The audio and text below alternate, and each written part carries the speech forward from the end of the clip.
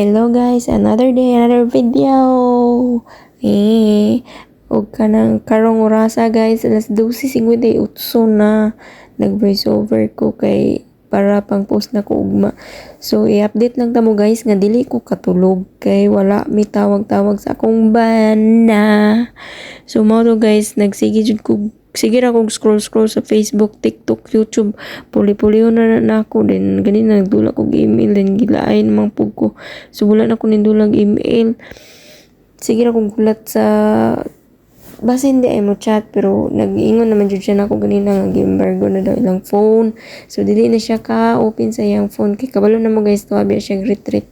So sa atong naibawaan kanang retreat bawal man jud ng phone. So nakasabot ra man ta na guys no.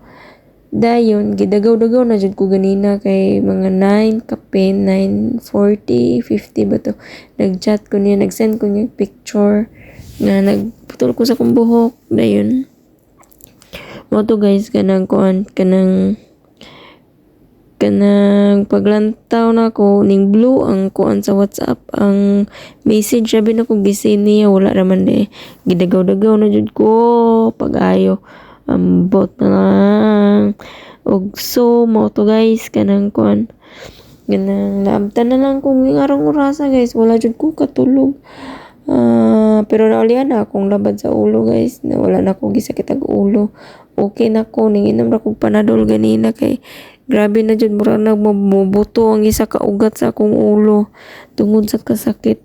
Dayon guys dili unta ko mag voice over kay na naman jud ay audio gud akong pagstorya pero dili man ko ganahan sa akong gistorya kay murag kornihan ra ko. So mo to nag na lang ko nag voice over na lang ko kasamok biyaning voice over wala ba mang lantaw sa tong video unta manglantaw mo ba?